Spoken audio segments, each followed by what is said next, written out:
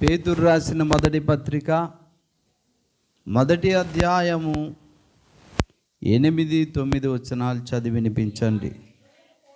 మీరు ఆయనను చూడకపోయినను ఆయనను ప్రేమించుచున్నారు. ఇప్పుడు ఆయనను కన్నులారా చూడకయే విశ్వసించుచు మీ విశ్వాసమునకు ఫలమును అనగా ఆత్మరక్షణను పొందుచు చెప్పన సఖ్యమును మహిమాయుక్తమునైన సంతోషము గలవారై ఆనందించుచున్నారు. ప్రార్థన. ప్రేమ కలిగిన తండ్రి, మహాపరిశుద్ధుడా, వేల్పులలో ఘనుడానికి స్తోత్రాలు. చదవబడిన లేఖనములలో నుండి కొన్ని విషయాలు మీరు మాతో మాట్లాడి మా ఆత్మీయతను దేవానివిచ్చేటటువంటి చెప్పన సఖ్యము కానీ మహిమాయుక్తమైన ఆ యొక్క ఆనందము, సంతోషాన్ని మా బ్రతుకుల్లో నిరంతరం ఉండడానికి మీ సహాయం చేసి నాతో మాట్లాడి మహిమ పొందమని యేసు నామమును బట్టి స్తుతిస్తూ ప్రార్థిస్తున్నాము తండ్రి. ఆమేన్. దేవునికి స్తోత్రం. హల్లెలూయా, హల్లెలూయా. ప్రియా దేవుని బిడ్డలారా, చెప్పన సఖ్యము కాని మహిమ యుక్తమైన సంతోషము గలవారై ఈ ఆనందము మనకున్నదా? ఈ ఆనందాన్ని బైబిల్ సెలవిస్తుంది ఏంటంటే, ఈ ఆనందమే మనందరికీ కూడా కలిగి ఉండాలి. హల్లెలూయా. ఎప్పుడు ఏడుపుగొట్టు మొహాలేసుకొని ఉండొద్దు. అలా ఉండేది కాదు క్రైస్తవ జీవితం. క్రైస్తవ జీవితం అంటే చెప్పన సఖ్యము కాని మహిమాయుక్తమైన సంతోషము ధరించిన వారమై ఉండాలట. హల్లెలూయా. అలా ఉన్నారా మీరందరూ? దాన్ని ఏమంటారంటే బైబిల్లో రక్షణానందము అంటారు. హల్లెలూయా. దాన్ని కీర్తనాకారుడు 51వ కీర్తన 12లో చెబుతున్నాడు. ఆయన చదవండి.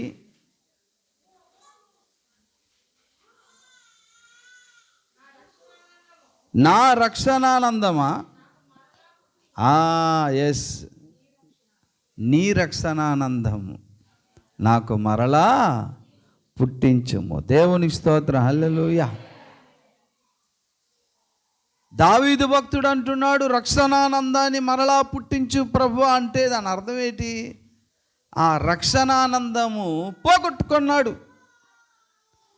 ఈ రోజుల్లో చాలామంది క్రైస్తవుల్లో ఈ రక్షణానందం లేదు, పోగొట్టుకున్నారు. ఈ రక్షణానందం ఉంటే చెప్పన సఖ్యము కానీ మహిమాయుక్తమైన సంతోషం మన హృదయంలోంచి ఎప్పుడూ ఉంటుంది. కానీ దీన్ని సాతానుగాడు క్రైస్తవుల యొక్క అంతరంగములో ఏం చేస్తున్నాడంటే దాన్ని దొంగిలిస్తున్నాడు. ఈ రక్షణానందం మనం పొందనివ్వకుండా సాతానుగాడు దొంగిలిస్తున్నాడు. కాబట్టి మనము ఒకవేళ సాతానుగాడు మన రక్షణానందాన్ని తీసుకెళ్ళిపోయాడా? అందుకైనా ఆనందం పోతే మనకు మిగిలేది ఏదండి? దుఃఖమే కదా, వేదనే కదా, బాధే కదా. కాబట్టి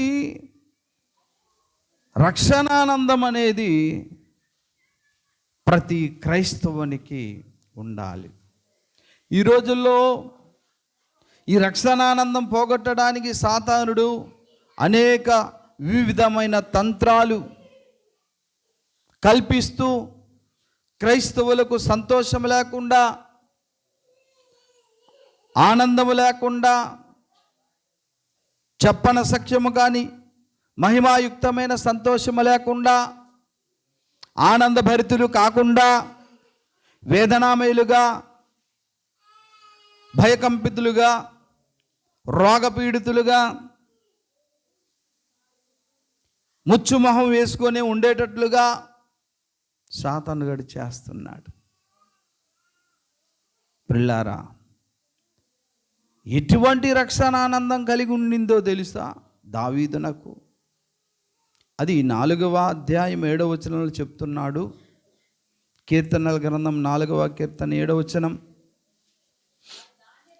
వారి ధాన్య ద్రాక్షారసములు విస్తరించిన నాటి కంటే సంతోషము కంటే అధికమైన సంతోషం. హల్లెలూయా, హల్లెలూయా. అదండి రక్షణానందం అంటే. దేవుడు మనకు అనుగ్రహించిన రక్షణను బట్టి కలిగేటటువంటి ఆనందానికి ఏది సరి సమానము కాదు. దేనివల్ల కూడా అంత సంతోషం ఆనందం కలగదు. దైవస్వరూప వింటున్నావా? మీ అమ్మగారు లేపమ్మ, పడుకున్నారు. వింటున్నారా? ఏం ఆనందం లేదు అనుకొని కొనకండి. ప్రిల్లారా, ఈ ఆనందాన్ని సాతానుగాడు దొంగిలించి మనలో ఉన్న ఆనందాన్ని ఏం చేస్తున్నాడంటే ఆనందమే లేనివ్వకుండా చేస్తున్నాడు. ప్రిల్లారా, ఇక్కడ పేతురు రాసిన పత్రిక ఏం చెప్తుందండి? చెప్పన సఖ్యము కాని ఆనందాన్ని, మహిమాయుక్తమైనటువంటి సంతోషాన్ని మనం పొంది ఉన్నామంటే మనం ఎందుకు పొందలేకపోతున్నాం? చదువమ్మా ఇక మాట, 9వ వచనం, 1 పేతురు 1:9. అనగా ఆత్మరక్షణ పొందొచ్చు చెప్పన సఖ్యము కాని మహిమాయుక్తమైన సంతోషము గలవారై ఆనందించుచున్నారు. ఆ ఆనందం ఉన్నదా నీకు? మరియమ్మ గారు, ఆ సంతోషం ఉన్నదా నీకు? ఉందా? నాకు ఉంది. దేవుని స్తోత్రం, హల్లెలూయా. మీకుందా? చేతులు ఎత్తండి. ఉందా? చెప్పన సఖ్యము కానీ మహిమాయుక్తమైనటువంటి సంతోష ఆనందం నాకుంది. నేను చెప్తున్నా, మీకుందా? ఉందో లేదో తేలిపోద్ది ఇక్కడే. ప్రిల్లరా, చెప్పన సఖ్యము కాని ఆనందం నాకు ఎలా కలిగింది? దీనికి కారణం ఏంటో తెలుసా? ఆ సంతోషం ఏంటో తెలుసా? రక్షణే కారణం. రక్షణ దేవుడు నాకు ఎలా కలిగించాడు? దేవుడు ఈ లోకంలో నన్ను ఎవ్వరు అంగీకరించలేదు, దేవుడు నన్ను అంగీకరించాడు. హల్లెలూయా. అర్థమైందండి? నేను ఎవ్వరికి ఇష్టం లేదు, ఆయనకి మాత్రం ఇష్టం. ఏంటో ఇది, అందుకే నాకు సంతోషం కలిగింది. ఈ చెప్పన సఖ్యం కానీ ఆనందానికి కారణం ఏంటో తెలుసా? ఆయన నన్ను అంగీకరించాడు, పరలోకం అంతా నన్ను అంగీకరించింది. ఎస్, ఏం దేవుడు కొడుకే, దేవుడు కొడుకే. తెలుసండి, చెప్తాడు కదా ఆయన లూకాసు వార్తలో, ఒక పాపి తప్పిపోయిన గొర్రె దొరికినప్పుడు సంతోషించి పరలోకంలో ఉన్న దేవదూతలు కూడా సంతోషిస్తారట. ఎందుకు సంతోషించారో తెలుసా? దేవుడు నన్ను అంగీకరించాడు, పరలోకం కూడా నన్ను అంగీకరించింది. కాబట్టి దీనికంటే సంతోషం ఇంకేటి కావాలమ్మా? చెప్పు చెప్పు, ఏడు కావాలి ఇక? ఆ సంతోషం నేను చెప్పలేను, అది మహిమాయుక్తమైన సంతోషం. దాన్ని నేను వివరించి చెప్పలేను. అందుకే ఎప్పుడు హ్యాపీగా ఉంటాను, నేను సంతోషంగా ఉంటాను. నిజమండి. ప్రియా దేవుని బిడ్డలారా, మహిమాయుక్తమైనటువంటి చెప్పన సఖ్యము కానీ ఆ సంతోషానికి కారణం ఏంటంటే దేవుడు నన్ను తన కొడుగ్గా చేసుకున్నాడు. హల్లెలూయా. తన కొడుగ్గా చేసుకున్నాడని నన్ను, తెలుసా నీకు? అందుకని నాకు ఆనందం, సంతోషం. ఎవరైనా ఈ ఆకాశము, ఆకాశమందలి సూర్య చంద్ర నక్షత్రాదులు, భూమి, భూమి అందలి సమస్త జీవరాశులు, సముద్రము, సముద్రమందలి సమస్త మత్స్యములు సృజించిన సృష్టికర్త అయిన దేవుడు నేనంటే ఆయనకి చాలా ప్రేమ. దానికంటే గొప్ప సంతోషం ఇంకేటి ఉంది నాకు? ఈ సృష్టికర్త అయిన దేవుడికి నేనంటే ప్రేమ. తెలుసా? నా ప్రియుడు నన్ను ఎంత ప్రేమించాడు తెలుసా? ఆయన ప్రేమించి నేను దక్కాలని ఆయన సరిగ్గా ఖాతరు చేయలేదు. నేను నా వెంటబడ్డాడు ఆయన. నేను నిన్ను ప్రేమిస్తున్నాను, పోనీ నమ్ముతావా? నేను నమ్మను. అయితే ఇదిగో చూడు అనుకుని బ్లేడ్ తీసుకొని చేయి కోసుకొని రక్తం చిందించాడు. అరే, నేనంటే నీకు అంత ప్రేమ? నీకోసం నేను రక్తాలే చిందించేస్తాను, నువ్వంటే నాకు ప్రేమ అని సృష్టికర్త అయిన దేవుడు నన్ను ప్రేమించాడు. దీనికంటే ఆనందం మరొకటి ఉంటుందా? దీనికంటే సంతోషం మరొకటి ఉంటుందా? చెప్పండి. నన్నెంతగానో ప్రేమించెను, నన్నెంతగానో కరుణించెను నా యేసుడు నా పాపము తొలగించెను, నన్ను కరుణించెను, నన్నెంతగానో కల్వారి ఆ సిలువ మరణంబును కల్వారి గిరిపైనను మరణంబును నా కోసమే, నా కోసమే ప్రభు శ్రమ పొందెను, మంతటిని క్షమించెను, నా పాపమంతటిని. దేవునికి స్తోత్రం, హల్లెలూయా. అరే, సృష్టికర్త అయిన దేవుడు నేనంటే చాలా ప్రేమ. అది తెలుసా నీకు? ప్రధానమంత్రి కొడుకు నన్ను ప్రేమించాడు తెలుసా? ఏమనుకుంటున్నావు? ప్రధానమంత్రి కొడుకు నన్ను ప్రేమించాడంటే ఎలా? మాటలా? ఆ ప్రేమకు బద్ధుడై కళ్ళ ముందు వెండి కంచంలో అన్నం పెట్టినా పెద్ద సంతోషం అనిపించదు.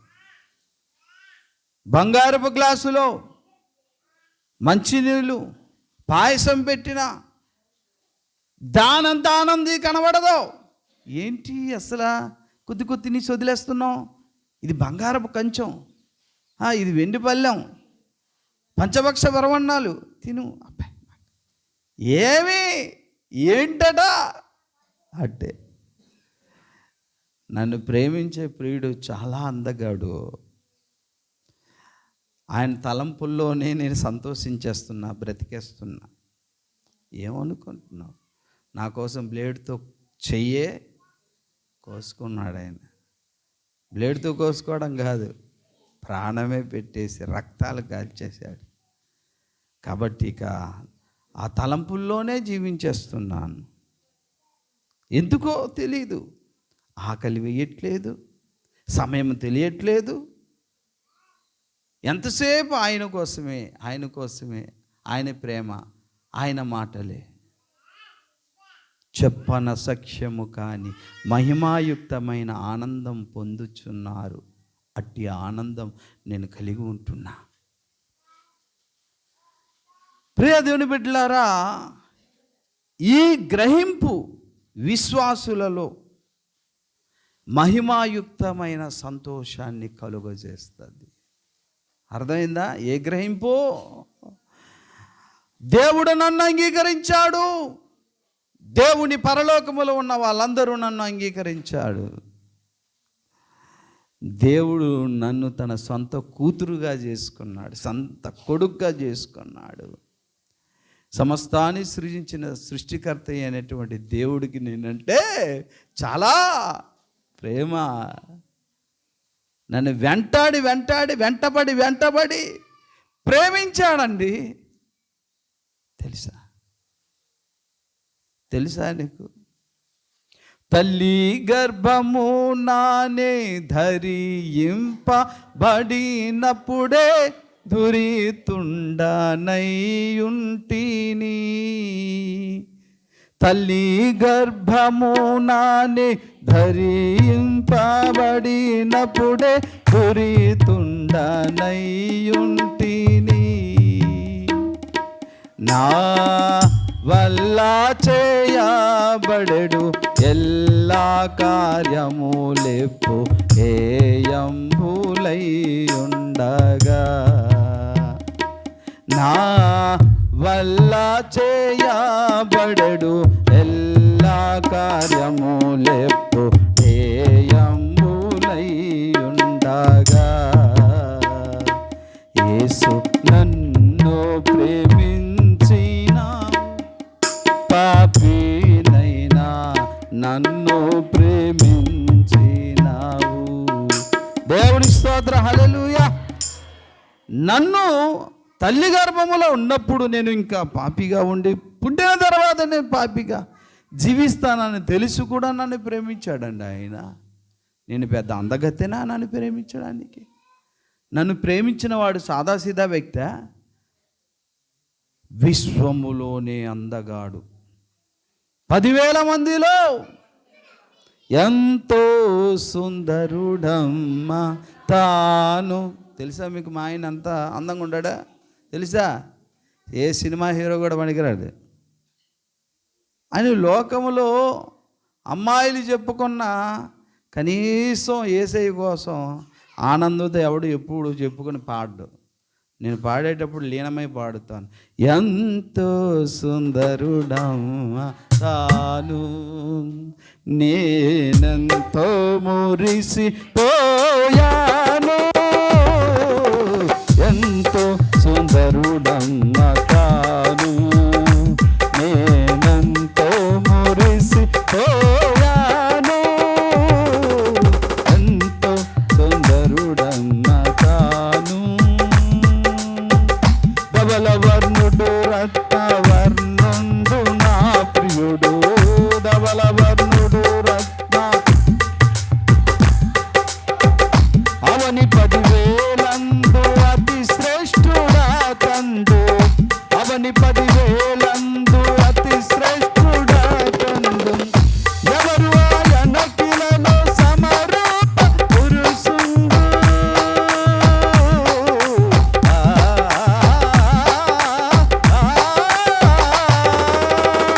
ఎవరు ఆయన కిలలో సమరూప పురుషుండు. అవలీలగానతని గుర్తింపగలనమ్మ. అవలీలగానతని గుర్తింపగలనమ్మ. ఎంతో ఎంతో సుందరుడమ్మ తాను. హల్లెలూయా. ఆయన అంత అందగాడు. తెలుసా నీకు? ఆయన నన్ను ప్రేమించాడు. ఈ గ్రహింపు విశ్వాసులలో మహిమాయుక్తమైన ఆనందాన్ని కలుగజేస్తుంది. పిల్లారా, ఏ హృదయంలోనైతే ఈ రక్షణ ఆనందం ఉంటుందో, ఈ గ్రహింపు ఉంటుందో, ఈ సంతోషం ఉంటుందో, ఆ హృదయము కృతజ్ఞతతో నిండి ఉంటుంది. హల్లెలూయా. ఆనందమే ప్రభు యేసుని స్తుతించుట, ఆనంద గీతముల్ పాడెదా. ఆనందమే ప్రభు యేసుని స్తుతించుట, ఆత్మానంద గీతముల్ పాడెదా. ఆనందమే సిలువలో నాకై రక్తము కాచెను. సింహాసనమునకై నన్ను పిలిచెను. వాలో నాకై రక్తము సింహాసనము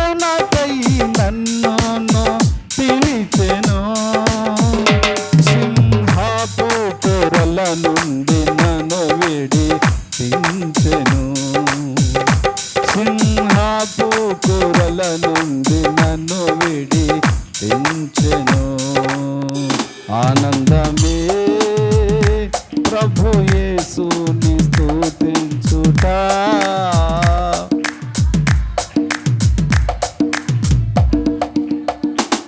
ఆత్మానంద నా మానస వీణను మ్రోగించగా, నా నేత్రము కనిపించే ప్రభు రూపమే. నా మానస వీణను మ్రోగించగా, నా మనో నేత్రములందు కనిపించే ప్రభు రూపమే. నా మదిలో నా మెదిలేను ప్రభు శబ్ద స్వరాలు. నా మదిలో నా మెదిలేను ప్రభు శబ్ద స్వరాలు. ఆనందమే దేవుని స్తోత్ర. హల్లెలూయా. ఆనందం కాదా? ఆనందం కాదా? చెప్పన సఖ్యము కాని ఆనందాన్ని మనం పొందాలి ఈ గ్రహింపు ద్వారానే. దేవుడు నన్ను అంగీకరించాడు, పరలోకమంతా కూడా నన్ను అంగీకరించింది. దేవుడు నన్ను తన సొంత కొడుకుగా, సొంత కూతురుగా చేశాడు. ఈ విశ్వాన్ని సృజించిన సృష్టికర్త అయిన దేవుడికి నేనంటే చాలా ప్రేమ అనే గ్రహింపు విశ్వాసుల్లో ఉన్నంత వరకు చెప్పన సఖ్యము కాని ఆనందం మన వెంట ఉంటుంది, మనలో ఉంటుంది. మరచిపోకూడదు. కానీ గమనించండి, ఏ హృదయములోనైతే ఈ రక్షణానందం ఉంటుందో ఆ హృదయము కృతజ్ఞతతో నిండి ఉంటుంది దేవుని స్తుతించాలని.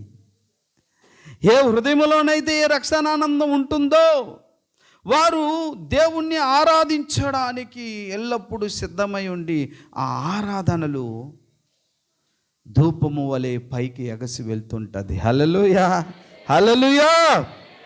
అయితే పిల్లారా, ఎక్కడైతే స్తుతించే హృదయం ఉంటుందో అక్కడికి మహిమా మేఘం కూడా దిగి వస్తుంది. హల్లెలూయా. ఎక్కడైతే స్తుతించే హృదయం ఉంటుందో అక్కడికి వారి జీవితాలలో దేవుని తేజం, మహిమ ఆ వ్యక్తి జీవితంలో నింపబడుతుంది. 2వ దినవృత్తాంతాల గ్రంథము 5వ అధ్యాయం 14 వచనం చదవండి ప్రదేని బిడ్డలారా. ఎవరి హృదయమైతే రక్షణానందంతో ఉంటారో వాళ్ళ హృదయము కృతజ్ఞతతో, వాళ్ళ హృదయము దేవుడి పట్ల ఉంటుంది. ఏ హృదయం అయితే కృతజ్ఞత ఉంటుందో వారి స్తుతి ధూపాన్ని దేవుడికి ఇస్తారు. ఎవరైతే స్తుతి ధూపం, ఎక్కడైతే స్తుతి ధూపం ఉంటుందో అక్కడ మహిమా మేఘం దిగి వచ్చేస్తుంది. చదవండి అన్నమాట. అమ్మా మీరు గమనించండి, ఎన్నో వచనం చదువుతున్నారు? 13 నుంచి కూడా చదవండి.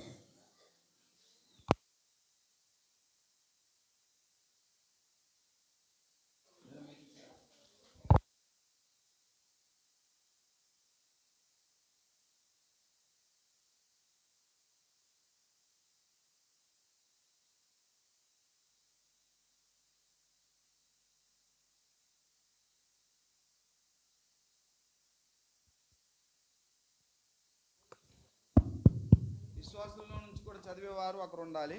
పాస్ట్ గారు చదువుతారు.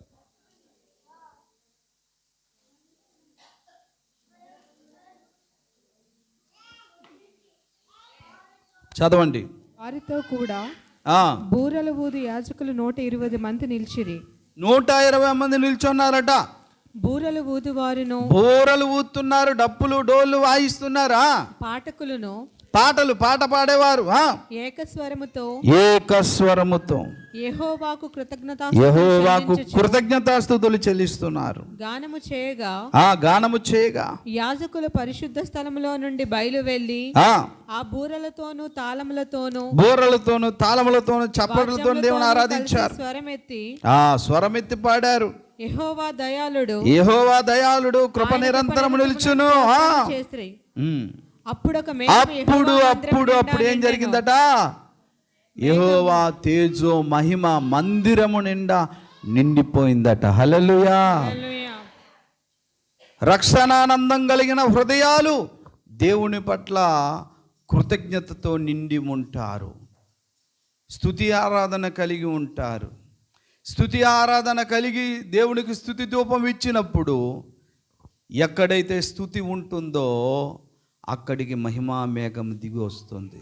ఎవరి హృదయాల్లోనైతే స్తుతి ఆరాధన ఉంటుందో వాళ్ళ జీవితాల్లో తేజం మహిమ వచ్చి మహిమ మేఘం నింపబడుతుంది.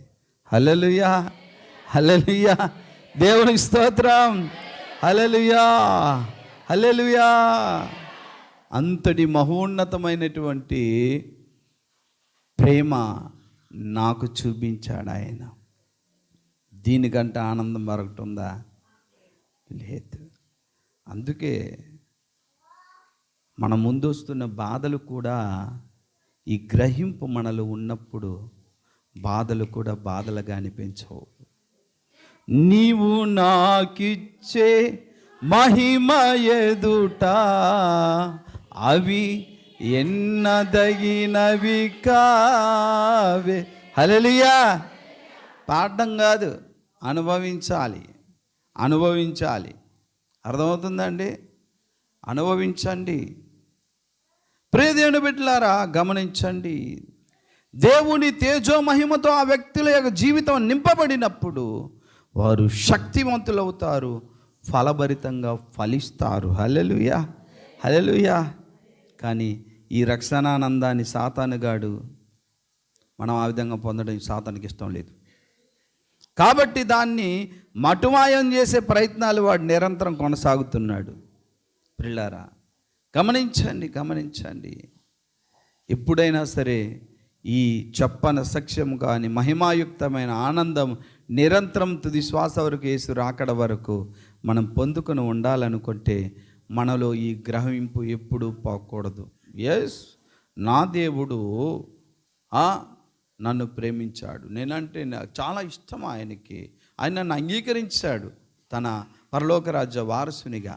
అతనే కాదు, తనతో ఉన్న పరలోకమే నన్ను అంగీకరించింది. నన్ను తన కొడుకుగా ఎప్పుడు చేశాడు ఆయన, కూతురుగా చేశాడు ఆయన. ఆయన నన్ను, నేనంటే ఎందుకు ఆయన అంత ప్రేమ తెలుసా అనే గ్రహింపు ఎప్పుడు చావకూడదు.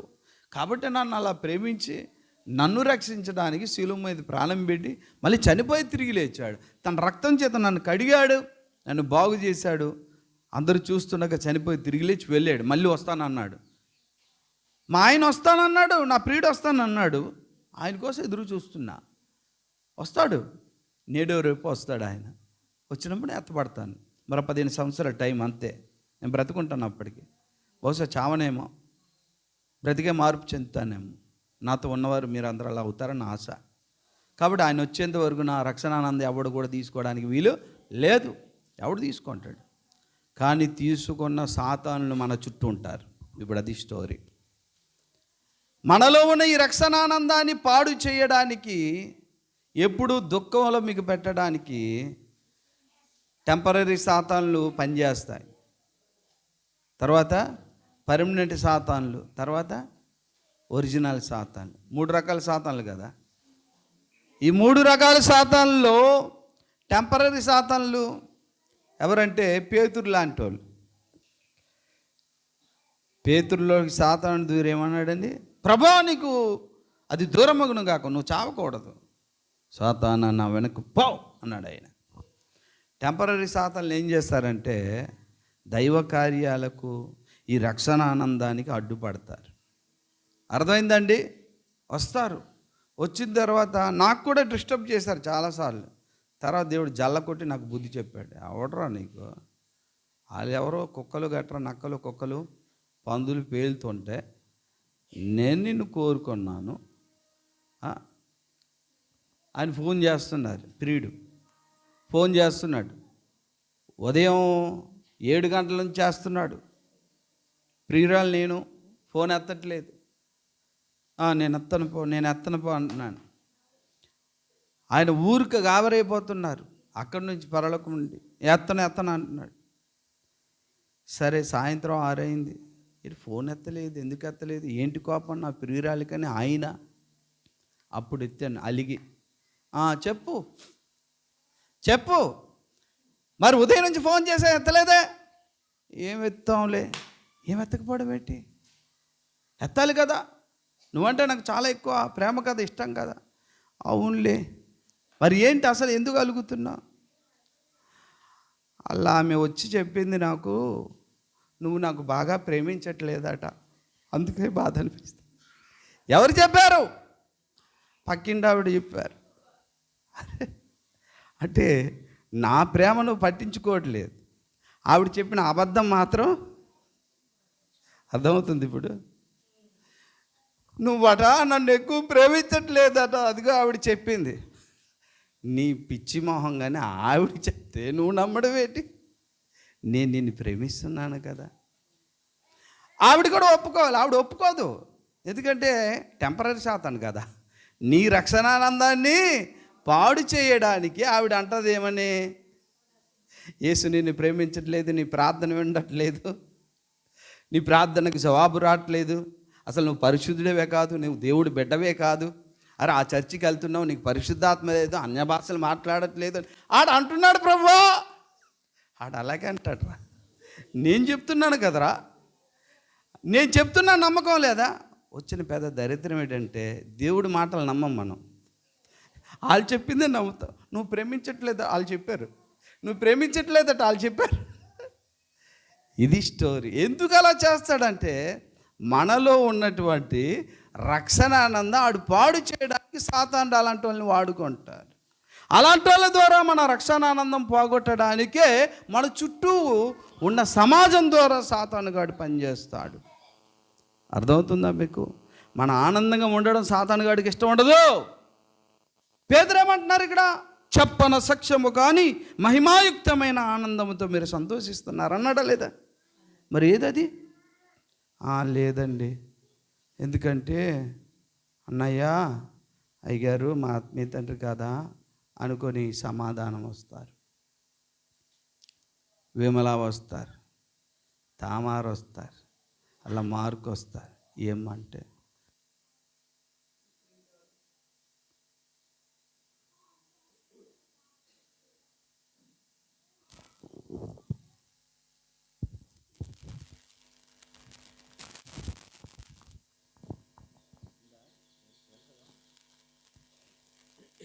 ఇంకేం కాదు అంటే ఆ చర్చికి వెళ్తే అందరూ తెల్లటి వస్త్రాలు ధరించుకోలేదట, తెల్లటి వస్త్రాలు ధరించుకోలేదు కాబట్టి అక్కడ ఆత్మ లేనట్టే అని వాళ్ళు చెప్పారు. అందుకని నేను కూడా నిరసించిపోయాను. అర్థమవుతుందా? అర్థమవుతుందా లేదా?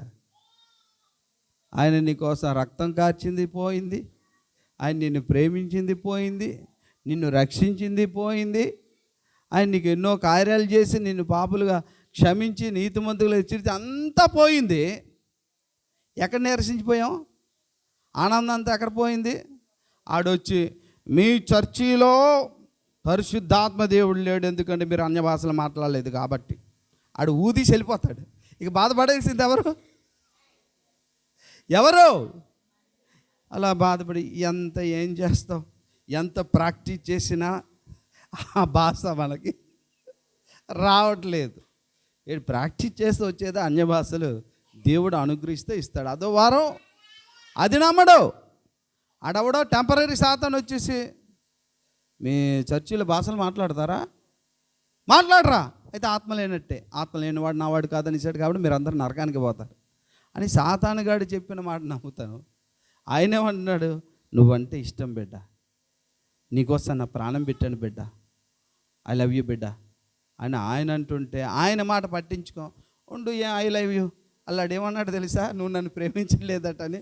ఆడి మాట విని మన రక్షణానందాన్ని పోగొట్టుకుంట వల్ల మన హృదయము దేవుని పట్ల కృతజ్ఞతాభావం ఉండక, స్తుతి ఆరాధన ధూపములా వెళ్ళక, పైనుండేమో షకీనా మేఘము, మహిమా మేఘము, తేజో మహిమా మేఘం మన జీవితాలలో రాక, మనము శక్తిహీనులమై ఫలహీనులమై అటు దేవుడికి పనికిరాక ఇటు మనుషులకి పనికిరాక ఏముందిలే అని అప్పుడు సాతానుగాడు ఆడు మహిమానందంతో సంతోషిస్తున్నాడు. ఎప్పుడైనా నీ మీద, నా మీద, సంఘం మీద, ఎవరి మీదైనా నేరం మోపినా, వేలొత్తి చూపినా వాడు సాతాను, టెంపరరీ సాతానేవాడు. నేరాలు మోపువాడు ఆ చేసే నేరాలు మోపే పని దేవుడు చేయడు, సాతాను చేస్తాడు. ఒకవేళ కలలోనే నీ భర్త పరస్త్రీతో పరిగెడుతున్నట్టుగా కల వచ్చిందనుకో, ఆ రోజు నుంచి నీ సంగతి నాకు తెలియదేంటి, దేవుడే నాకు చూపించాడు అనక. దేవుడు ఎప్పుడు అలాంటివి చూపించాడు, సాతానుడే చేస్తాడు. ఎప్పుడు నమ్మక. ఇప్పుడు ఇది కళలో ఒకటి మళ్ళీ ఎందుకు తెలుసా, ఎంతో ఆనందంతో వాక్యం మీకు చెప్తున్నాను.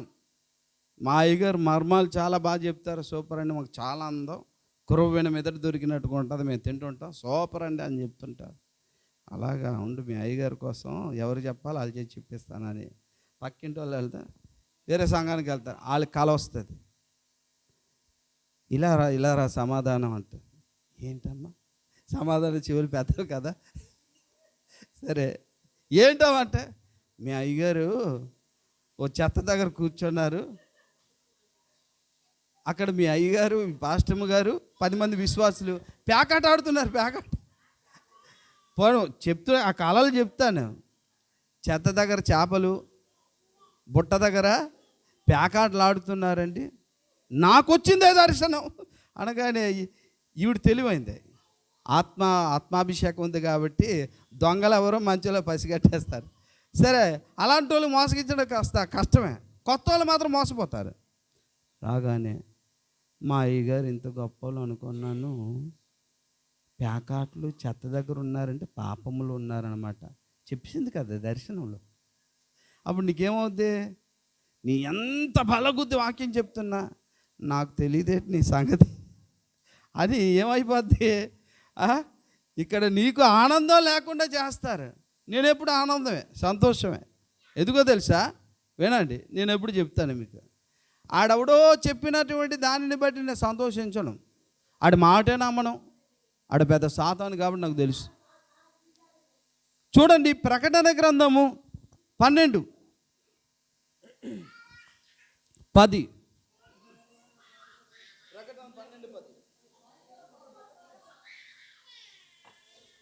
చదవండి. వింటిని రాత్రింబగళ్ళు మన దేవుని ఎదుట మాట్లాడకండి అయ్యా, మాట్లాడకండి, వినండి దయచేసి. అమ్మా కాసేపు బయటికి తీసుకెళ్ళి ఎత్తుకొని బయటికి చూడండి, వినండి. రాత్రింబగళ్ళు సహోదరుల మీద మరియమ్మ గారు విన్నారా? అమ్మ విన్నారా? వినుగ్రేసి అమ్మ విన్నారా? వెంకటలక్ష్మి రమణి, రాత్రింబగళ్ళు కూడా సహోదరుల మీద నేరం మోపేవాడు ఎవడట? ఎవరట అంటే ఎవడు? అవునా? రాత్రింబగళ్ళు మన మీద నేరం మోపేవాడు సాతానుడు. అవునా? చుట్టూ ఉన్నటువంటి వారిలో టెంపరరీ సాతానులు కొంతమంది ఏం చేస్తారో తెలుసా? అందుకే టెంపరరీ సాతాను అని చెప్పాను. వాళ్ళు మళ్ళీ దేవుడు పెట్టలే, అప్పుడప్పుడు సాతాను దూరి మీ హృదయంలో ఉన్న సంతోషాన్ని పోగొట్టడానికి వచ్చి, విమలా, బాబు తిమోతి, ఏ చర్చికి వెళ్తున్నావమ్మా? అక్కడే లంకాపట్నం, మరి యేసుదాస్ అని ఏమన్నా అక్కడ, అరే అక్కడికి వెళ్తున్నావు కానీ అందరు తెల్లటి డ్రెస్సులు వేసుకోరయ్యా. వేసుకోలే, తెలీదా నీకు? తెల్లటి వస్త్రాలు వేసుకోవాలి, ఎందుకంటే తెలుపు పరిశుద్ధత కాబట్టి అని చెప్పేసి అలాగ మా అయ్యగారు ఎప్పుడు అలా చెప్పలేదు. తర్వాత మళ్ళీ ఏమంటారు తెలుసా? అమ్మ ఎక్కడికి వెళ్తున్నావు? పలానా చర్చికి. అక్కడ ఆత్మ లేదండి. అంటే చర్చిలోని ఆత్మ లేదన్న సంగతి ఆవిడ తెలిసిపోయిందట. అంటే ఆత్మ లేదనే నేరారోపణ ఎవరు చేస్తున్నారు సంఘం మీద? సాతానుగాడే చేస్తాడు. చెప్పండి అమ్మా, సంఘం మీదే ఆత్మ లేదని చెప్పినోడు, సంఘములోనే శక్తి లేదని చెప్పినోడు సాతాను కాక మరి దేవుడు భక్తుడు ఎలా అవుతాడండి? ఆలోచించండి అమ్మా. రాత్రింపగలు మన సహోదరుల మీద నేరం మోపువాడైన అపవాది. నేరాలు మోపడం దేవుడి పని కాదు, సాతాను పని. అది నువ్వు దేవుని బిడ్డవు కాదు, సాతాను బిడ్డవు. పర్మనెంట్ కాదు, టెంపరీ. అప్పుడప్పుడు వచ్చి దూరి మనలో ఉన్నటువంటి ఆనందాన్ని దొంగిలించడానికి ఇతర సంఘస్థుల ద్వారా వేస్తున్నటువంటి సాతాను తంత్రాలు అవి. ఆ పప్పులు ఇక్కడ ఉడకవు. దేవుని వాక్యం అనే ఖడ్గం చేత నరికేస్తాం. హల్లెలూయా, హల్లెలూయా. అర్థమవుతుందా? చెప్పాను, తెల్లటి వస్త్రాలు, నూనె, దాని భావం చెప్పాను కదా. రికార్డ్ చేసావా నాన్న? రికార్డ్ చేయలేదు, ఈసారి ఎప్పుడని చెప్తాను. అర్థమవుతుందండి? వాక్య ఖడ్గం చేత సాతాను తంత్రాలను ఏం చేస్తాం? ఖండించి నరికేసి ముక్కలు తునకలుగా చేస్తాం.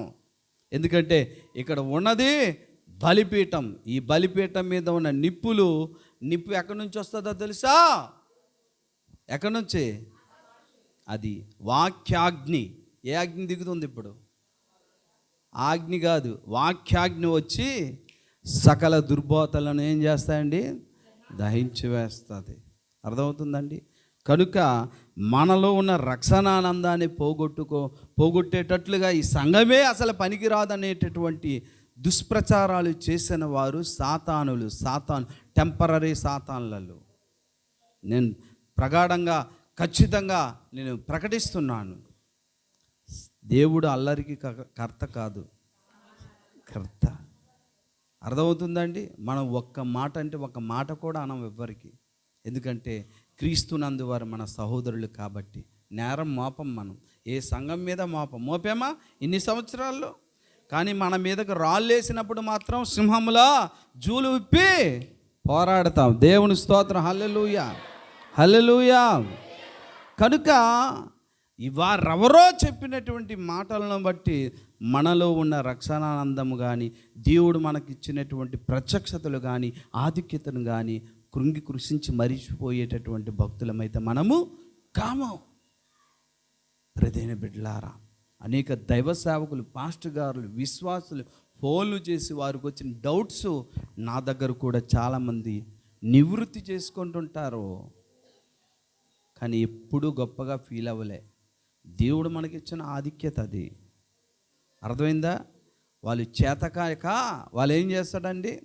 చేతకాక దుష్ప్రచారాలు చేయడానికి, దర్శనాలు వచ్చాయనుకొని, ఇది వచ్చాయని, ఆ సంఘంలోకి వెళ్ళిన ఇలాంటి వాళ్ళని అలాంటి వాళ్ళని ఏం చేస్తారు?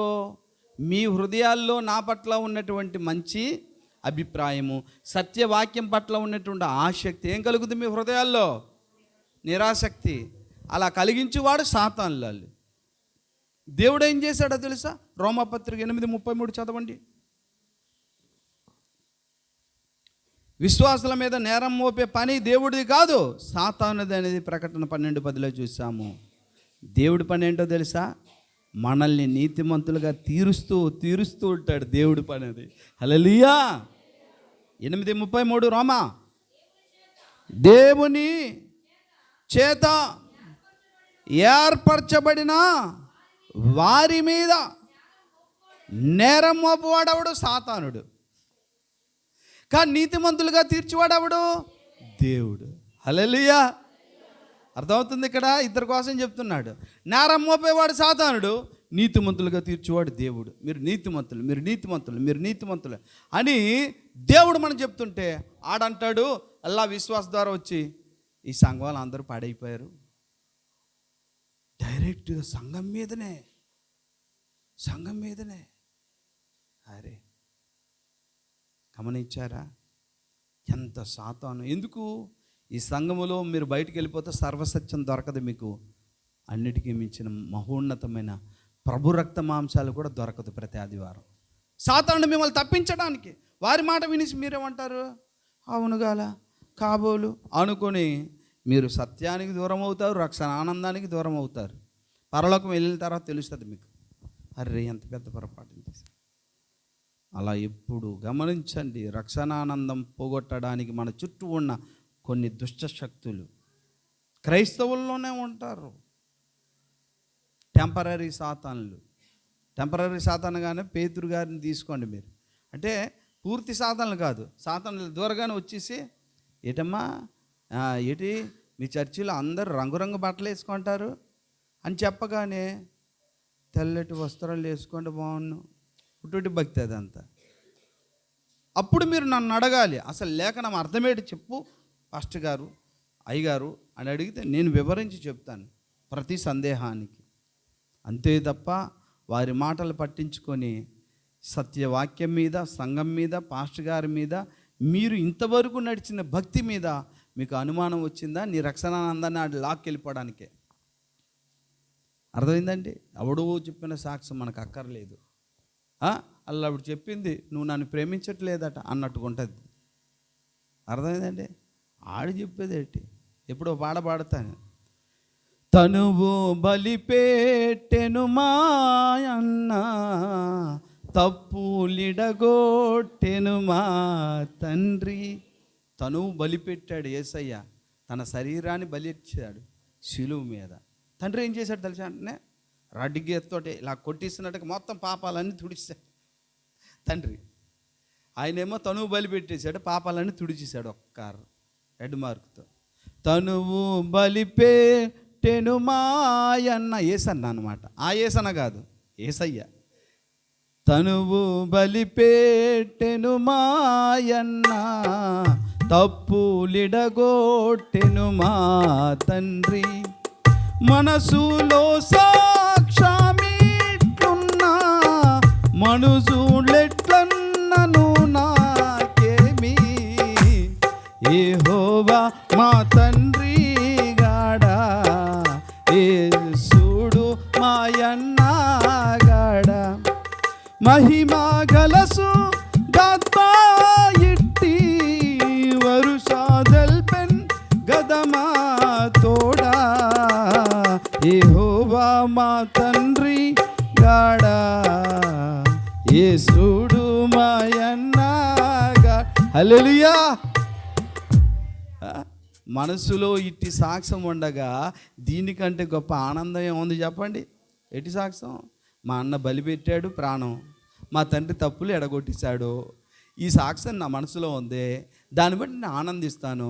సాతానుగా నీకెందుకురా, నువ్వు దేవుడు కొడుకు కాదు, దేవుడు కూతురు కావు, ఆ సంఘంలో ఎందుకు, నువ్వెందుకు అంటావు సాతాన, పో అని అనాలి, నువ్వు అని అనాలి. ఎందుకంటే ఏంటి, ఎక్కడ కలిగిస్తాడు ఆనందం? గుర్తుందా? కీర్తన 4:7 ఏం చదివాం? వారి ధాన్య ద్రాక్షారసంలో విస్తరించిన నాటి సంతోషము కంటే అధికమైన సంతోషం బీరువాలు పుట్టించడా? హృదయములో. ఆ హృదయంలో ఏం పుట్టించాడండి? మనసులో సాక్ష్యం ఇట్లున్నా మనుజులు ఎవ్వరు ఏమన్నా నాకేం, నేను దేవుడు కొడుకునే, ఆయన నన్ను ప్రేమిస్తున్నాడు, నా కోసం బలే అయిపోయాడు, దీనికంటే ఆనందం ఏముందిరా? పందిమోహంగాడా పోరా, మరొకటి చెప్పు సాతాన పో అని పేతుడిని గద్దించినట్టుగా ఈనాడు టెంపరీ సాతానికి మీరు గద్దించండి, లేకపోతే మీ రక్షణానందం వాళ్ళతో వెళ్ళిపోద్ది. నా వరకు వస్తే మళ్ళీ బాగు చేస్తాను, ఇంజక్షన్ వేసి మీకు. కానీ రాలేదనుకో ముచ్చుమోహం వేసుకొని ఓ మేము పరలోకం వెళ్ళంగల అని ఉంటాం. అర్థమవుతుందండి? కాబట్టి చాలా జాగ్రత్తగా ఉండాలి, చాలా ఆనందంగా పాట పాడాలి, అందరూ లేచి పాడాలి, సంతోషిస్తూ పాడాలి. యేసయ్యా యేసయ్యా వందనాలయ్యా నీ ప్రేమకు. ఏడుస్తూ పాడకండి. యేసయ్యా వందనాలయ్యా